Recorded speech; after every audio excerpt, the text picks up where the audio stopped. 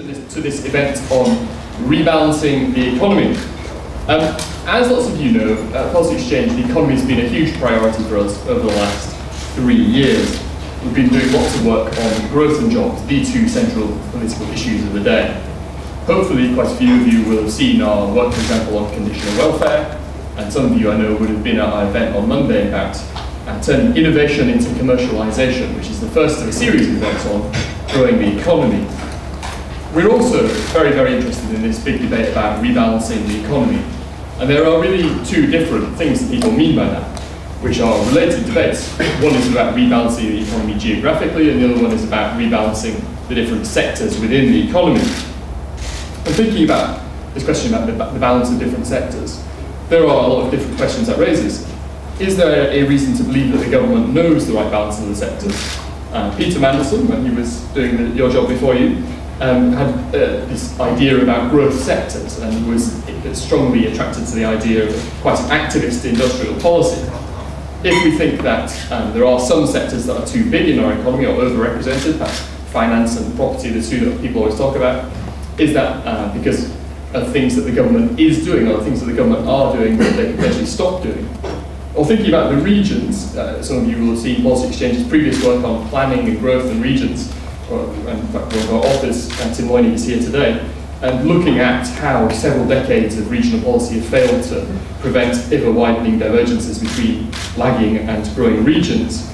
We've been thinking Policy Exchange about public sector jobs and about national pay bargaining too, which is also a big part of the question. And in fact, one of the most interesting things I think in economics today are questions about how cities and city regions can become competitive. Some of you may have come to our event with Ed Glaser here, the great guru of everything to do with cities. We also will be publishing an important report called Cities for Growth in the next couple of weeks, so watch out for that. So huge and important questions, and a huge pleasure to be able to introduce today to talk about these big important questions our Business Secretary, Vince Cable. Thank you so much for coming here.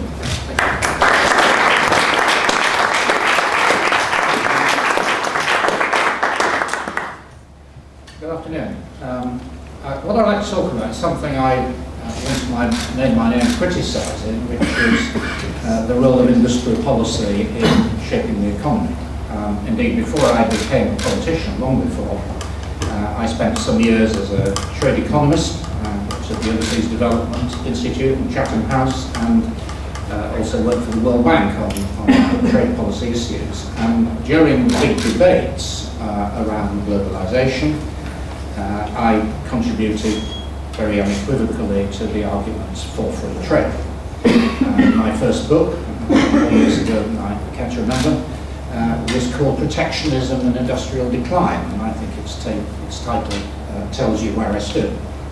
And I also had a period in government. I was special advisor in the Department of Trade and Industry in the late 1970s, and I saw firsthand some of the mistakes of heavily interventionist government, picking winners that turned out to be rather expensive lame ducks.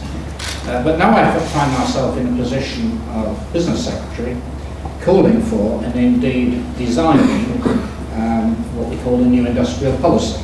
And so the obvious question is, have I changed my mind? And the answer is no. I'm very strongly opposed to mercantilism, in other words, the idea that exports are good and imports are bad. I believe strongly in competition. I believe that the best route to economic success for the UK is through openness, the free movement of goods, services, capital and labour, albeit properly regulated. What I do believe, however, is that there is a sophisticated alternative to the old industrial policy that does recognise that governments have a role to play in the economy, which works with the grain of markets, but isn't passive. And in the absence of that, otherwise, basic choices are made by default. We reflect back over the last 3 decades. Twice, Britain enjoyed periods with a very strong real exchange. It's partly a consequence of macroeconomic policy. It was partly a consequence of what economists call the Dutch disease problem, created by a dominant traded sector, in one case oil, and then later financial services. And the weak supervision of banking and loose fiscal policy contributed to a strong real exchange rate, which in turn led to a very unbalanced and unstable economy. But if we look ahead rather than back, our policy of financial discipline isn't simply an end in itself, it's important, but it's also consistent with a story of economic rebalancing. We've made a clear choice in government, which is to have tight fiscal and loose monetary policy.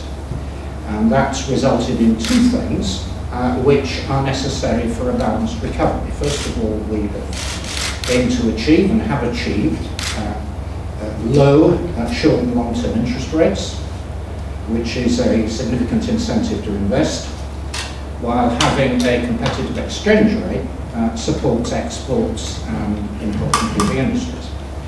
Investment and trade are the key drivers on which we want to base recovery.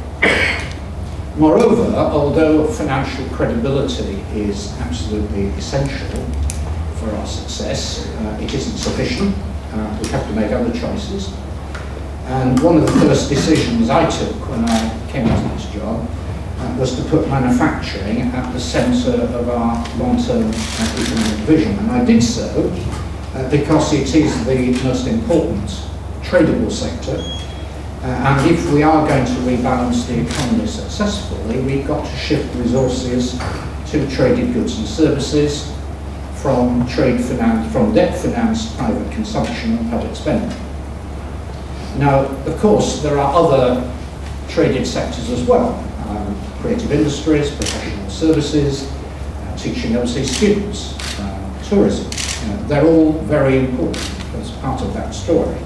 But I focus on manufacturing because it contributes disproportionately to economic productivity, as well as generating half the country's visible exports. And in addition to that, it's responsible for much of the business, research and development in the country, and therefore the innovation that drives growth. So providing the right framework of incentives and support for manufacturing has a material effect on our growth. Now, clearly turning the tide is not going to be easy, because in common with other industrial countries, particularly the United States and France, the share of manufacturing has fallen rapidly and a long way. In the UK, the share of manufacturing GDP fell to just over 10% in 2008, I think around about 12%. It's far more precipitative than in almost every other industrial country, particularly Germany. Now, it would be unwise of me to promise that somehow we can reverse all of the structural factors which led to industry's declining share of production and employment. Those factors include, of course, technological change, a shift in personal demand to services, tough competition from low-wage producers in Asia. But what I would argue is that we've allowed the pendulum to swing too far. If these trends, the technological change in taste and the competition from low-cost economies, if these were inevitable, why is it that Germany has only just been overtaken by China as the world's largest exporter? And it happened last year. Why, thanks to manufacturing, is the market share of Germany in the BRIC economies 4 to 5 times larger than ours? Why have we even been overtaken in those countries by France and Italy? Now, these are not irreversible trends. And the growing prosperity of the successful Asian countries will itself cause substantial rebalancing. Chinese wages are rising 20% a year. And in real terms, the Chinese yuan, basic currency measure, is actually 50% higher than it was in 2005. Now, you know, the effects of these, and there was a very good study on this recently by the Boston Consulting Group, is that it will return millions of jobs to Western producers providing they're competitive.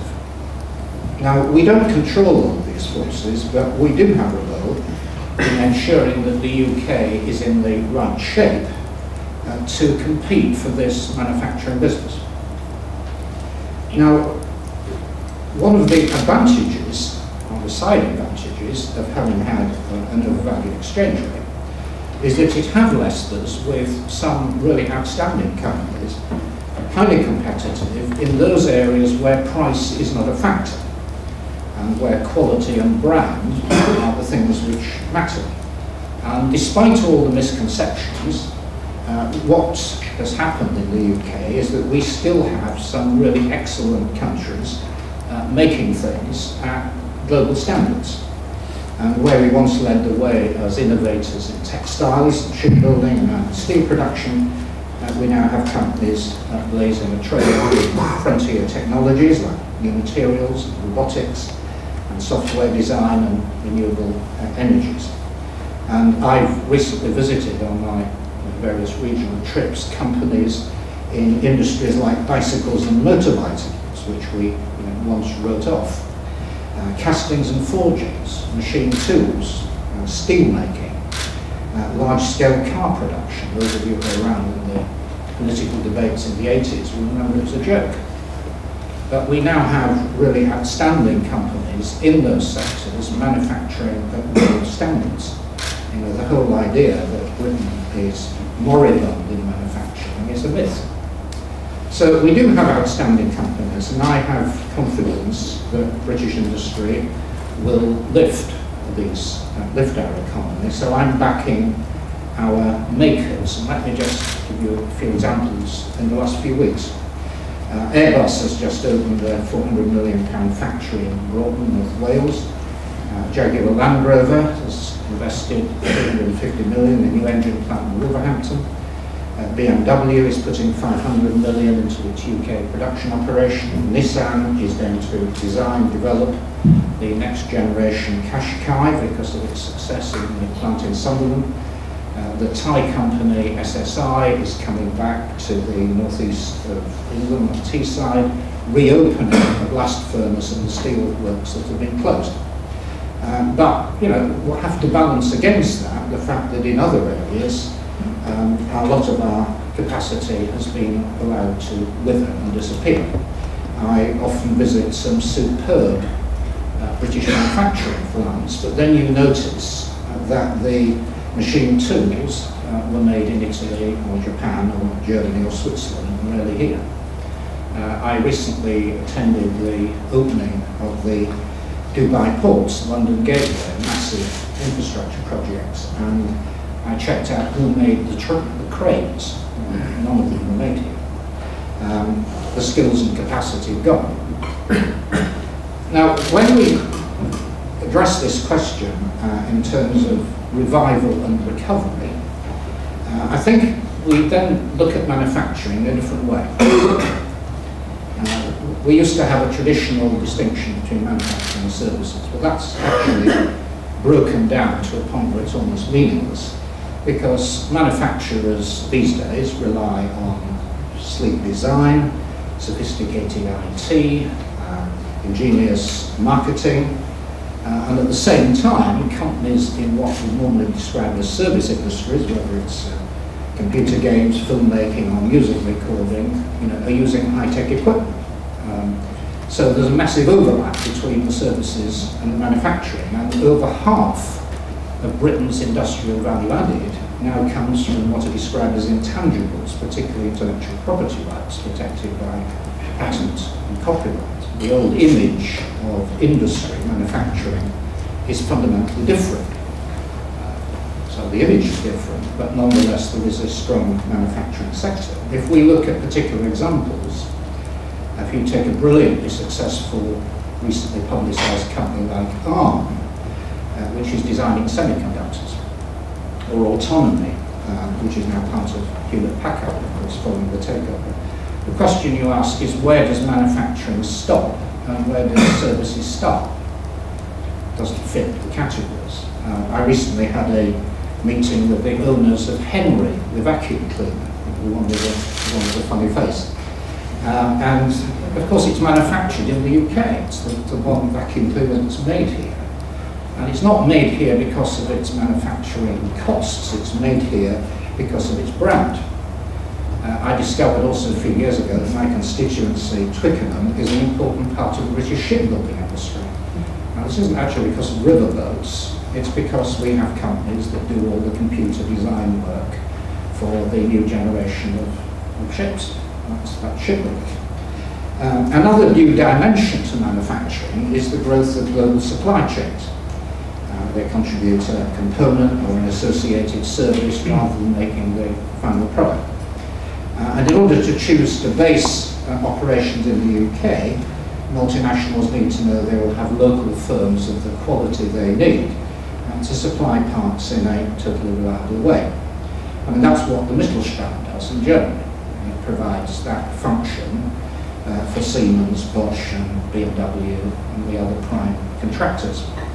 And in the UK, what we've seen as a result of underinvestment and arguably neglect by government has been a decreasing proportion of the supply chain which is locally sourced. That's one of the contributory factors, one of the main contributory factors to the manufacturing trade deficit. So that's the analysis, that's where we are, that's what modern manufacturing looks like. The question then is, does government have a legitimate and necessary role in helping to revive manufacturing? Now, I would start, my first key point here, I think, would be the role of innovation and technological leadership. Now, you can get a long way with markets, competition, supported by intellectual property rights, but innovation doesn't occur in a vacuum. The knowledge economy needs people with the right training and education to develop technologies and apply them. And we do have some of the best universities in the world. The recent ranking, apart from the United States, way ahead of other countries.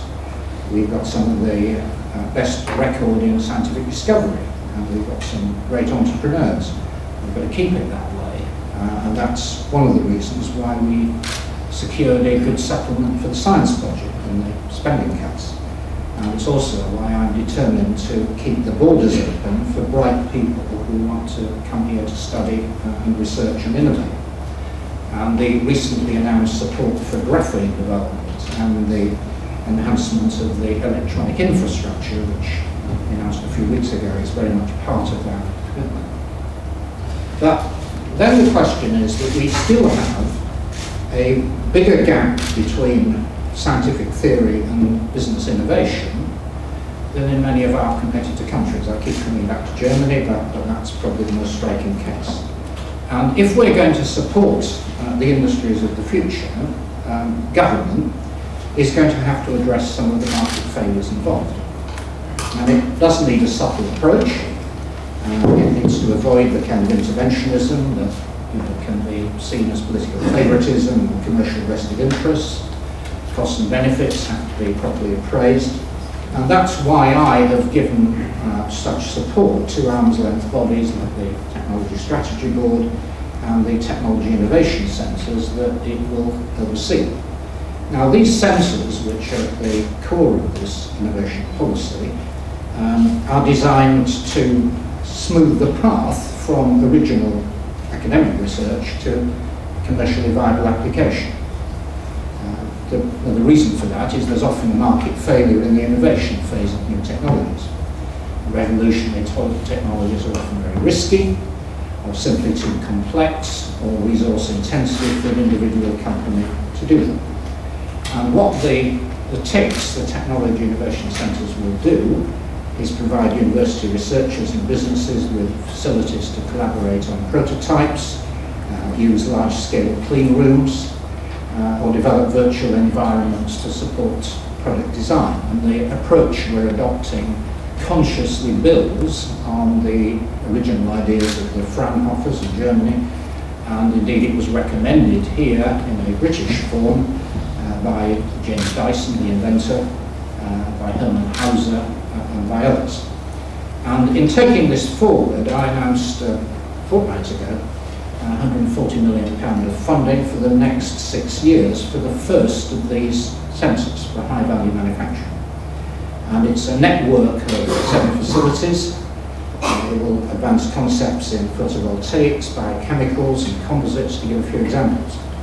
And separate TICs are now being planned, based one on cell therapy and the other on offshore renewable energy. And others will follow as the TSB evaluates the appropriateness.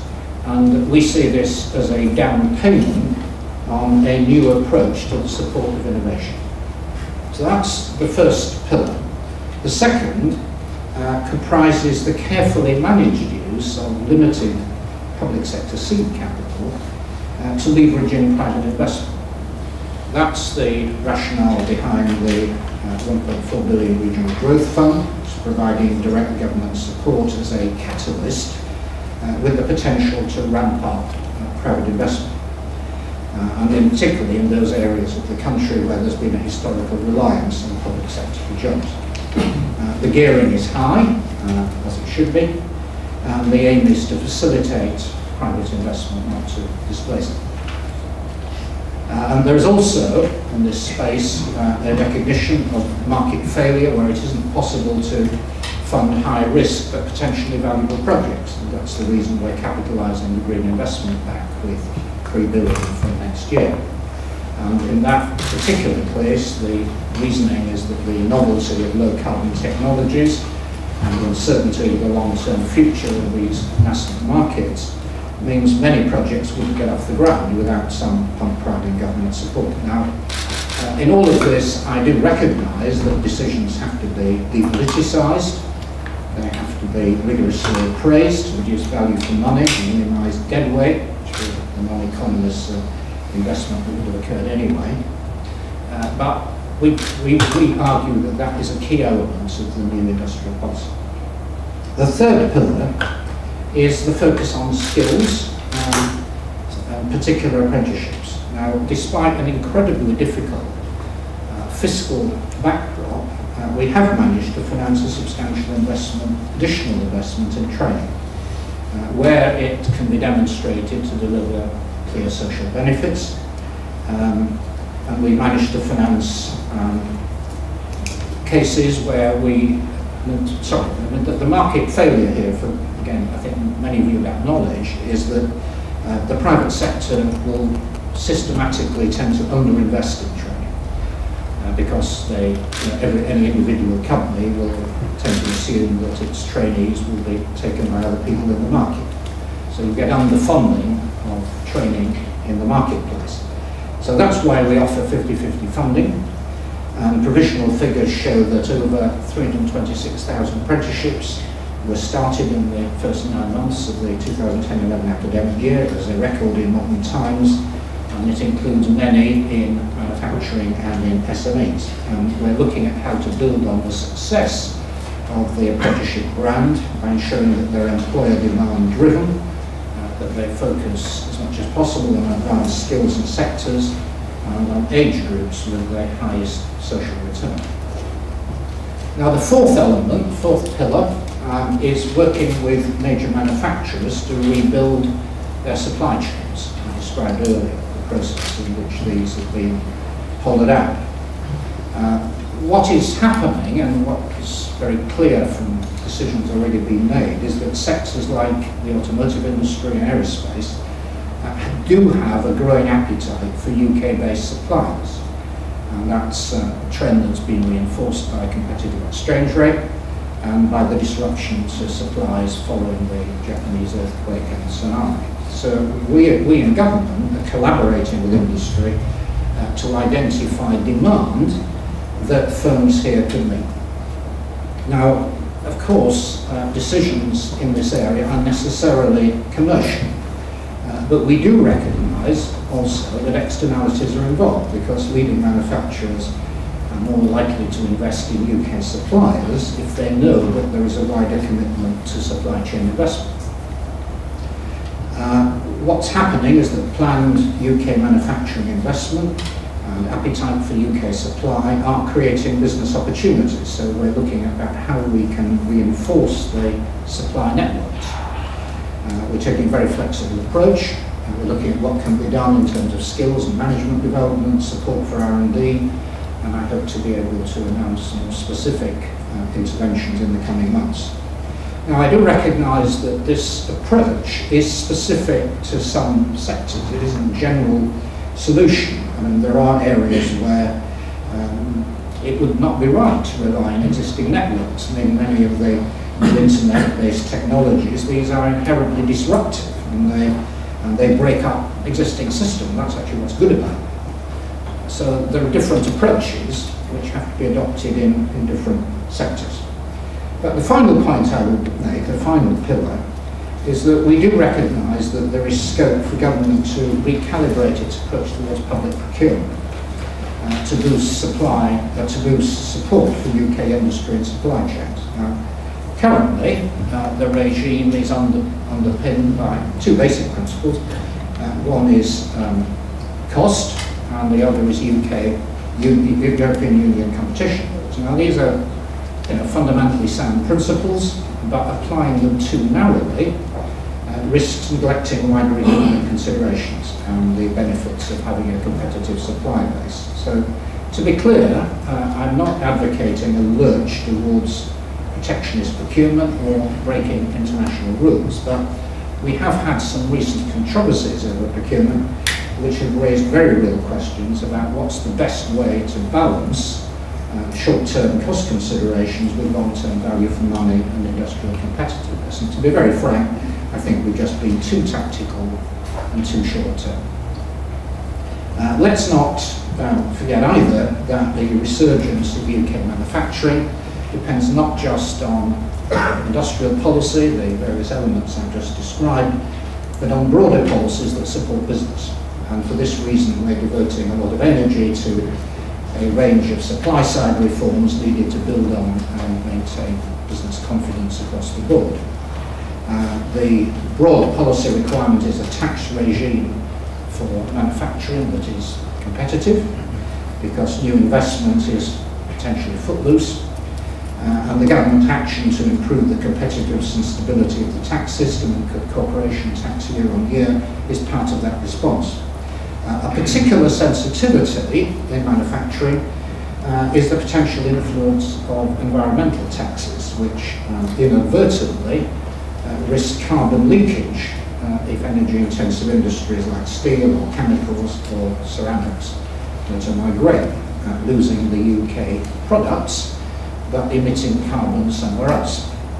And that's why the government is committed to reducing the cumulative impact of energy and climate change policies for those industries, as our competitors in France and Germany have already done.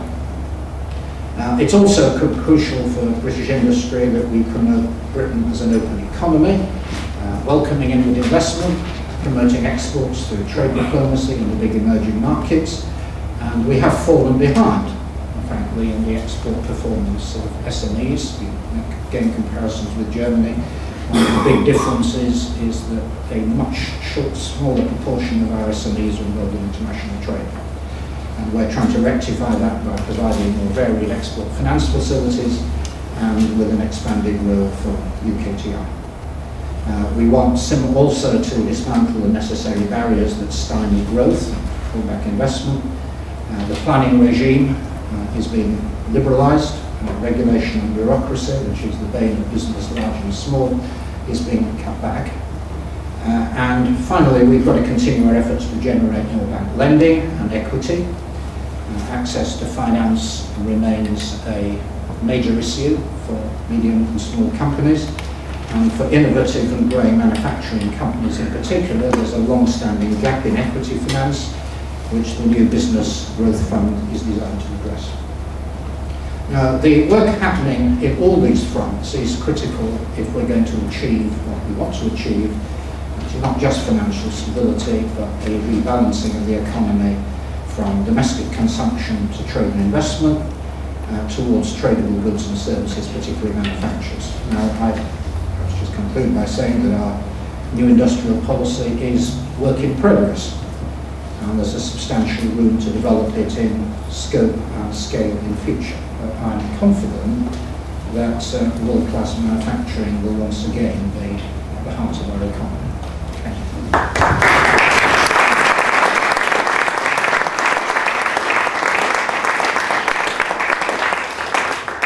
There's a huge amount to chew on there. Thank you very much for that. And we do now have some time for questions and answers. If you want to put your hands up and say who you are and where you're from. I'm going to start by immediately, while you think of probable questions, I'm going to start by abusing my position as chair.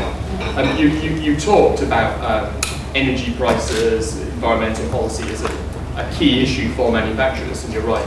At Policy Exchange, we've been doing the series Greener, Cheaper, which basically argues that while we should go green, we've got to do it in the most cost-effective way. And at the moment, government is not doing things in the most cost-effective way by picking particular technologies, favouring renewables over other things, for example, not having a level playing field. That inevitably, of course, raises the cost of going green. What do you think of that kind of argument? Well, we see actually green policies in a positive rather than negative way, and there are lots of opportunities. This is potentially one of the big emerging technologies in renewables, and you're getting major opportunities, which are just very beginning. The North Sea technology, which is following on from the oil and gas industry. Things like the Green Deal, which Chris Huhne is introducing, will generate not just a lot of jobs, but a lot of activity in the construction sector. So I see it positively. There is one problem area, which is the one I talked about, which is what happens if your domestic or European levels of taxation are sort of loaded onto the costs of your manufacturing industry, and other countries are not doing the same. Well, the danger is they then migrate abroad. Of course, you lose the industries, but the pollution continues, so you become the cheaper. And so that's why they're committed to neutralising the effects of these environmental taxes in those areas. There's a lady in the, we might take, I think there's going to be lots of questions, so if we take a couple together. There's a lady in yellow in the second row, there's a gentleman at the very front here.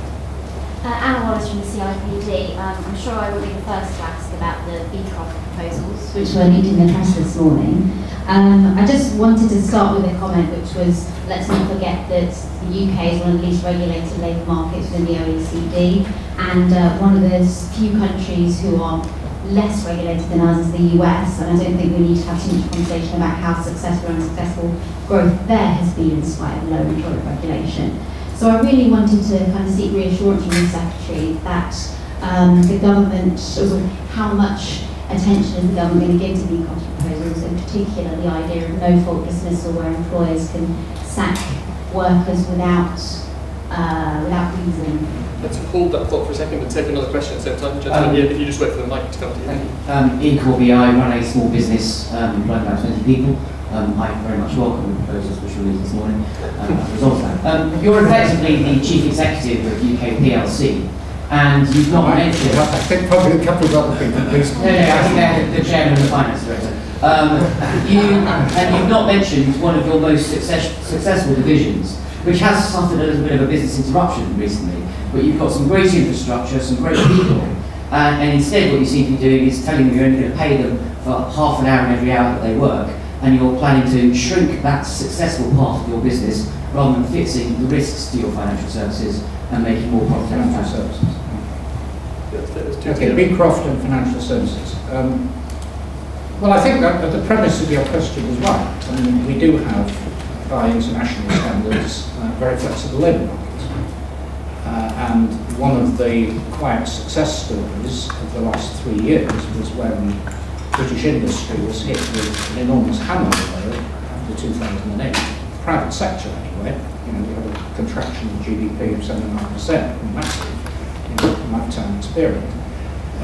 Unemployment didn't shoot up in a lot of our industries, and one of the reasons for that is that there was a great deal of flexibility shown by the employees as well as the employers. And I go around a lot of our industrial plants, and I usually ask to meet the union guys. They have their formal positions on things, which I don't always agree with, but it's very clear they're committed to their companies and they're very flexible about working practices. So the world has changed an awful lot the last 30 years, and in a positive way. Beecroft is an unofficial report. It's not sort of officially commissioned report. I've read it, of course. It's got some good ideas. It's quite a lot of very good ideas about how to improve our regulatory system.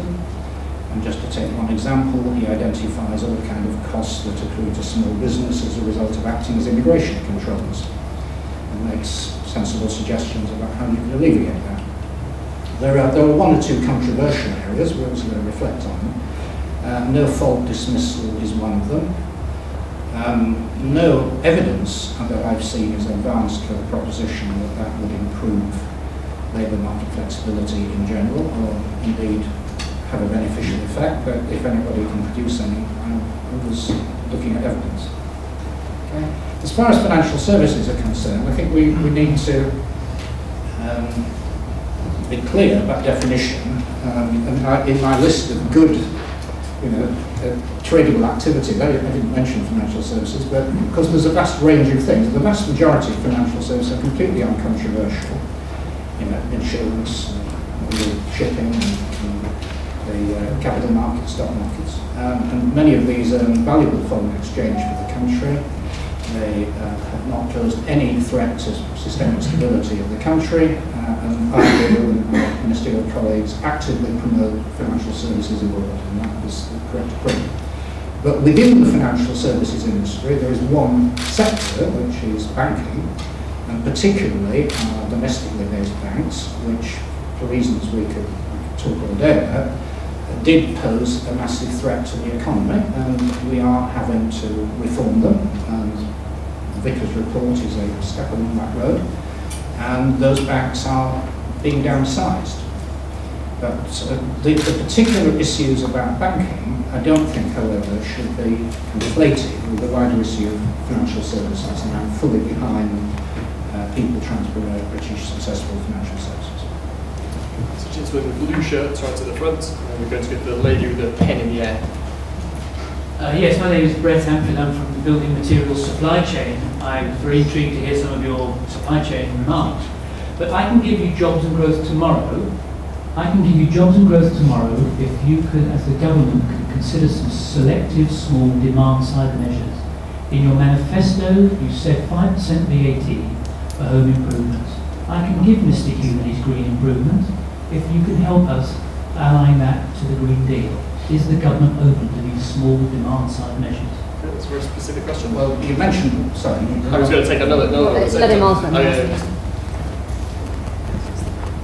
Why don't you answer it and then I'll do the next one? Yes, well, I mean, you mentioned selective supply-side measures. I don't think you did mention that perfectly sensible suggestion does actually cost money. And any tax reliefs and any spending commitments have to be weighed in the context of our overall fiscal policy. So it's not that it's a bad idea, but we just have to weigh it with all the many other requests for tax reliefs that we're getting, and the Chancellor will have to make his call on that shortly.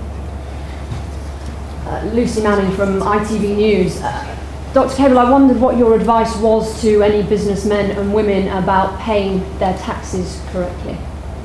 Well, I wouldn't offer them advice, but I do sort of welcome the opportunity to clarify what lies behind your question. Just to make it absolutely clear that, contrary to what was said in one newspaper this morning, I'm not avoiding any tax or trying to do so.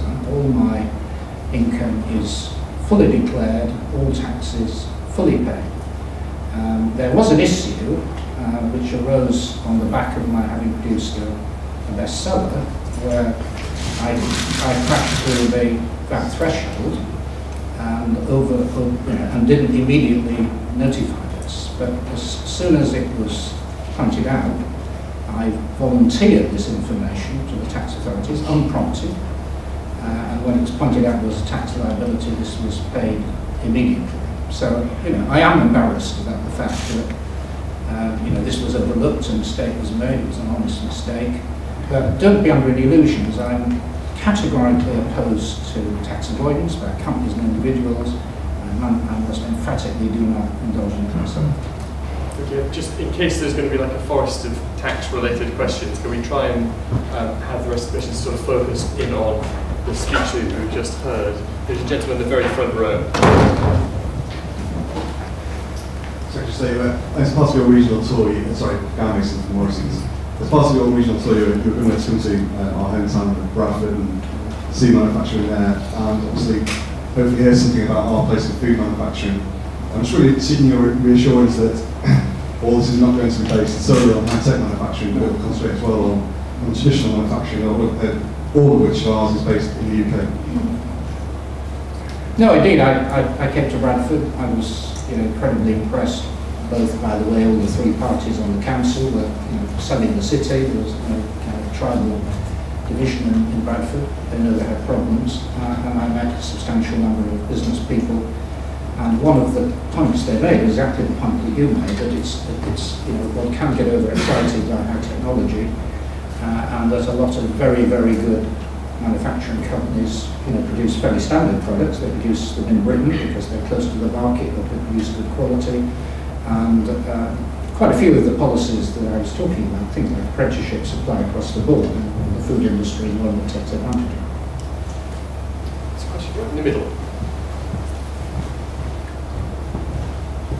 Jo Coburn from the BBC. Vince Cable, are you disappointed by the progress of the Regional Growth Fund, which you mentioned in your speech? Bearing in mind only 2 projects and schemes have actually been earmarked for receiving that money. No, that's not correct. 50 products. But they haven't got the money. Yeah, that was just explained. 50 companies were chosen in the first round. Most of those projects actually are underway. But there is an issue about when you actually pay the company. These are private investments which we're giving some support to. We have due diligence. Surely that's right. Isn't one of the lessons in recent years that public spending has got to be very tightly managed? So we are carrying out due legal diligence, and when those tests are passed, the companies will get the money. 2 questions on this side. There's a gentleman sitting right in the back, and then a question in the second row. Making its way to you. Hi Vince, I'm Phil McCauley, I'm a private equity investor. We're trying at the moment to invest about £500 million in offshore wave energy around the UK. We find it impossible to deal with Crown Estate. And I was wondering if you could cut a bit of red tape and create a new department which would allow us to be able to be granted rights for exploitation more easily. We'll take that together with the next question as well, which is in the second row here. Secretary of State, you began by mentioning the foundation of technology innovation centres.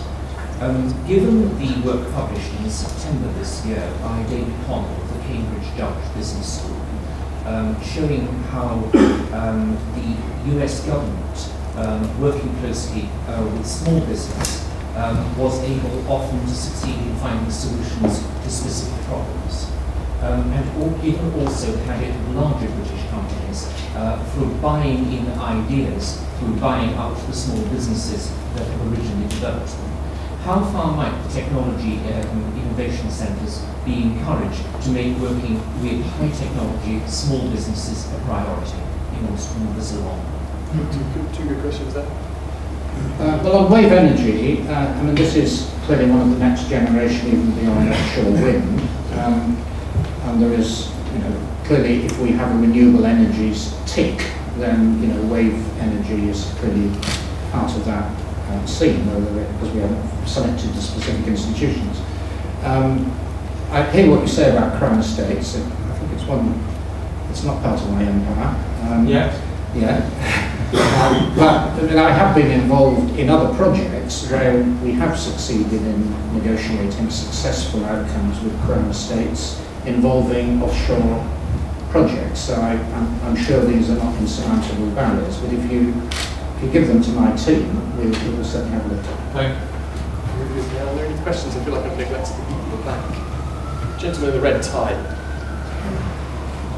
Graham Meads from the Combined Heat and Power Association, and members invest in energy efficiency in industry and communities.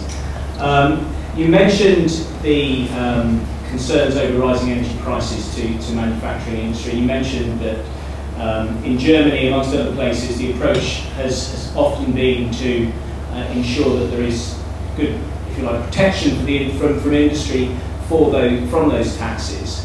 What Germany also does is helps manufacturing to actually invest in improving the efficiency of its processes.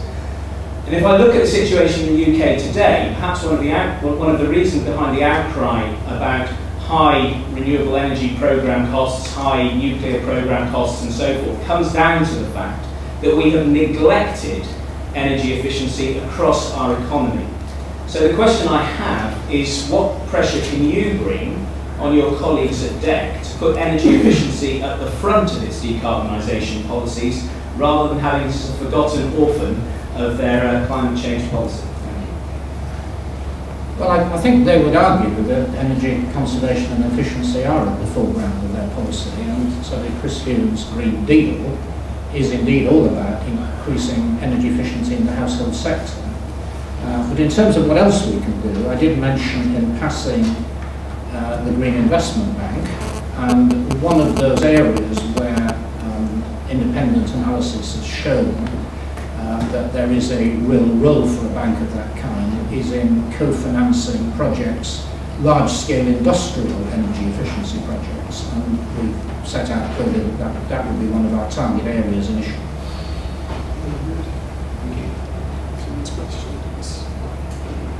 Can we take this? There's a lady at the third row then. Thank you. Secretary of State Pam Tackler from the Million Plus University think tank.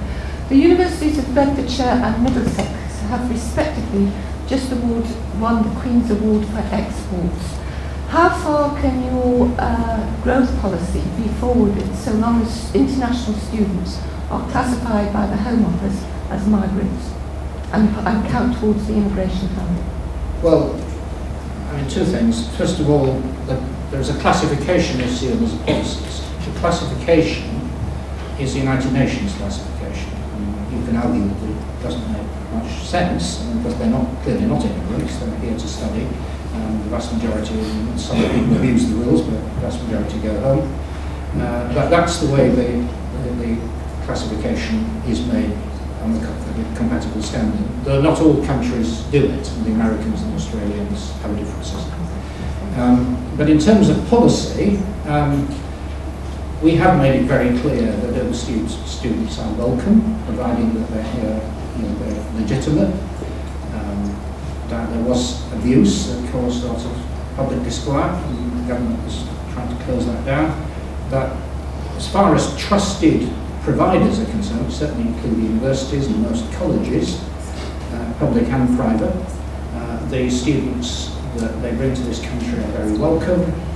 They are an enormously important and successful British export industry, 10 billion a year or something like that, and I certainly consider it part of my job to promote them. Very front row. Secretary, you noted that financial services, you are very supportive of the general financial services sector, and it's very important to the economy. We're a medium-sized insurance company, started 5 years ago, but we find it impossible to get bank financing at reasonable levels, and 10% of our workforce is focused and it is there simply to implement EU regulations. So from a small and medium-sized business perspective in financial services, we don't see much help coming in terms of regulations or finance.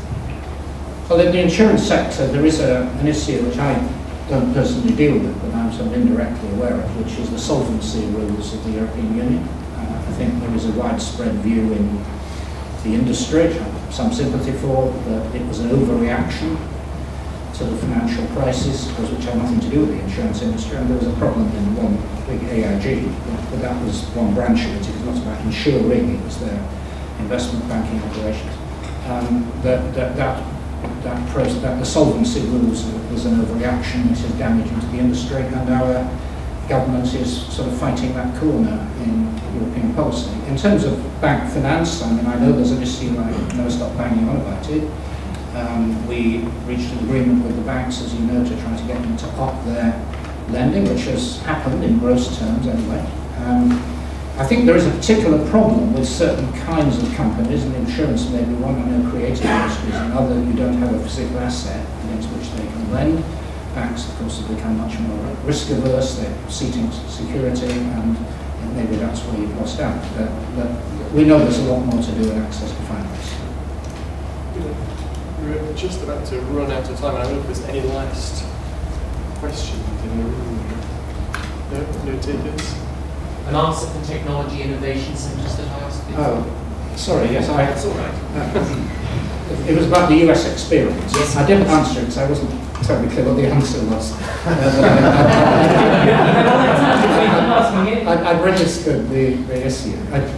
But in terms of encouraging technological innovation in small companies, I mean, I know this doesn't directly answer you, but there is one sense in which government has a role in that, because the government acts as a procurement body. And we have a scheme called SBRI, where, particularly say in the National Health Service, if small companies supply the NHS, they make innovation, then there is some financial incentive built into it. Now, how you transplant that philosophy purely into the private sector, I don't know.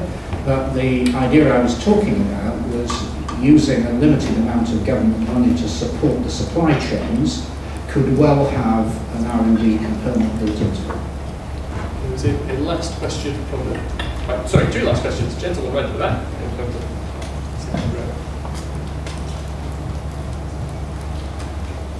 Ian Coleman from PricewaterhouseCoopers. You mentioned that in 2010, manufacturing share of GDP was 12%. Over the medium term, what would you like that percentage to be? Well, I don't want, I mean, I'm not avoiding answering that thing, but I'm just saying I don't think it's helpful to be prescriptive. We don't have a planned economy. This is not Goss plan. I mean, I think it's realistic to expect that if, you know, your manufacturing sector is growing more rapidly than the economy as a whole, which it has been over the last year or so, the last 3 months haven't, but over the last year, then by definition it's going to increase the share. And, you know, and I can envisage circumstances in which it could get up to the mid-teens, but I mean, it's not something you can plan. Looking forward to the last question, the second row.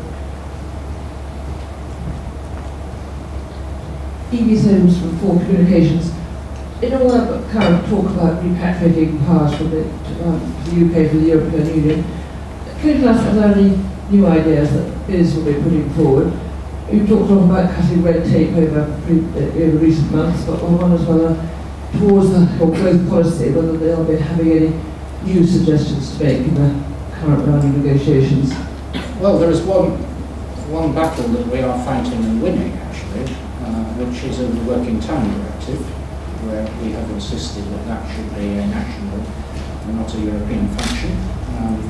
My colleague Ed Davey spends a great deal of time negotiating this, and we think we've built up a consensus within the European Union to ensure that that is, it's not repatriated, it never came here, but that it is kept at an appropriate level.